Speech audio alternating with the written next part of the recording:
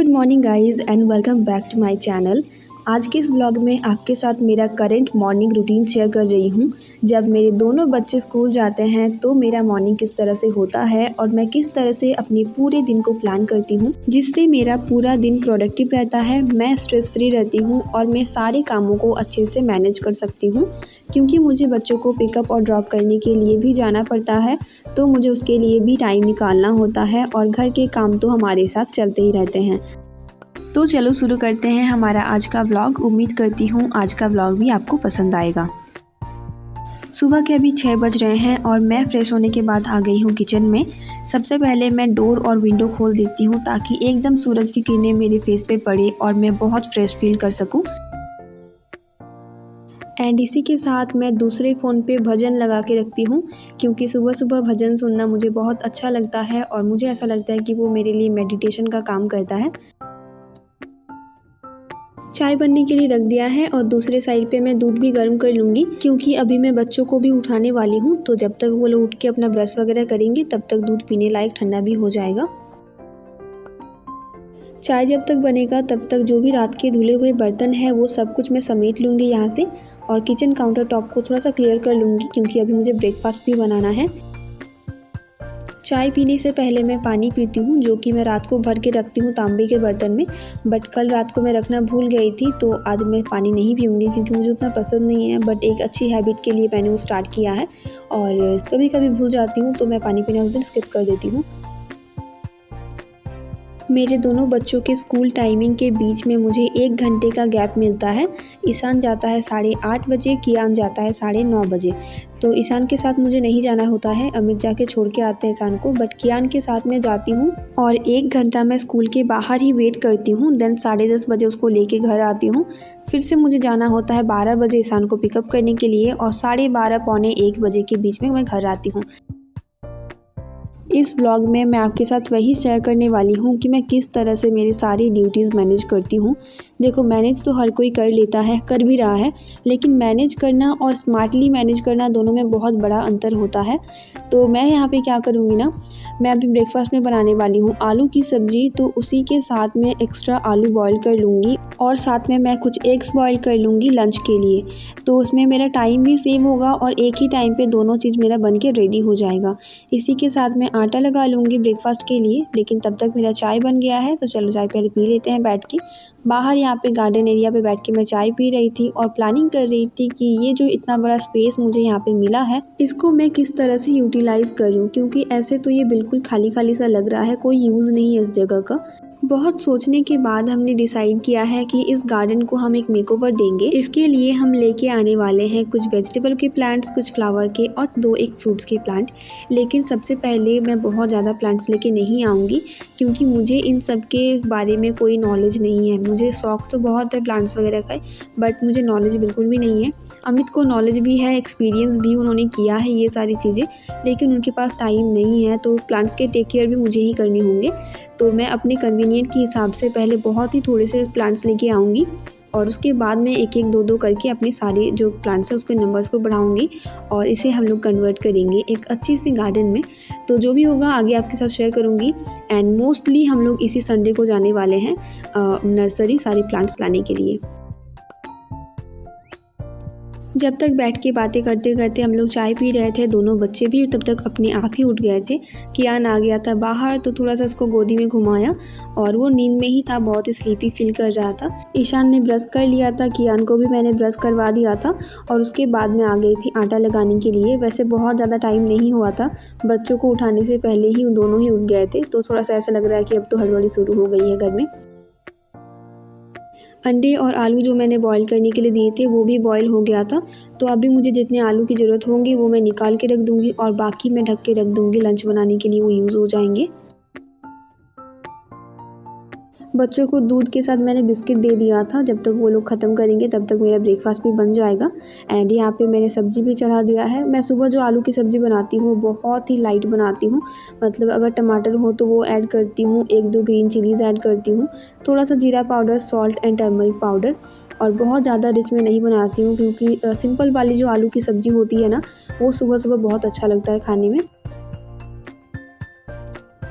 मैं जब नाश्ते के लिए रोटी बनाती हूँ तो उसके लिए मैं कभी भी आटा गूँथ के फ्रिज में नहीं रखती हूँ रात में, क्योंकि ऐसा कहा जाता है कि काफ़ी कन्वीनियंट होता है यूज़ करना, टाइम को भी सेव करता है। बट मुझे नहीं लगता कि आटा गूँथने में 3-4 मिनट से ज़्यादा कुछ लगेंगे। वो 3-4 मिनट हम आराम से निकाल सकते हैं और फ्रेश आटा लगा के हम रोटी बना सकते हैं। इसीलिए रात को मुझे जितना ज़रूरत होता है मैं उतना ही आटा निकालती हूँ, उतना ही आटा लगाती हूँ, और एक्स्ट्रा अगर कभी-कभार बच जाता है तो वो ऑब्वियसली यूज़ कर लेती हूँ।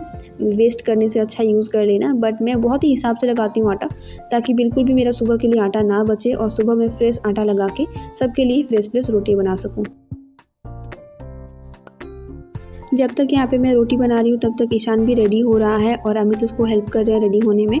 और कियान तो आज बहुत जल्दी उठ गया है, तो वो भी साथ ही साथ में परेशान भी बहुत करता है और कभी-कभार ऐसा होता है कि बैठ के खेलता है।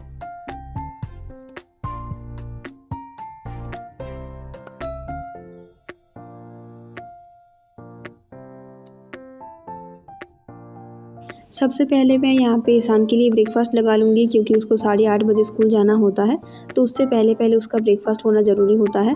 और इसी के साथ मैं कियान को भी ब्रेकफ़ास्ट दे दूँगी। अमित को अगर टाइम होता है खिलाने का तो वो खिला देते हैं, जैसे कि आज टाइम नहीं था तो वो ईशान को लेकर चले गए उसको ड्रॉप करने के लिए, और तब तक मैं कियान को खाना खिला रही थी।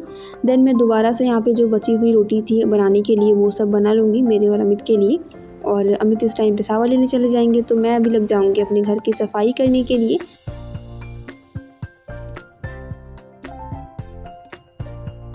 सफाई मैं हमेशा किचन से ही शुरू करती हूँ, क्योंकि किचन अगर गंदा रहता है तो मुझे लगता है कि पूरा घर ही गंदा है।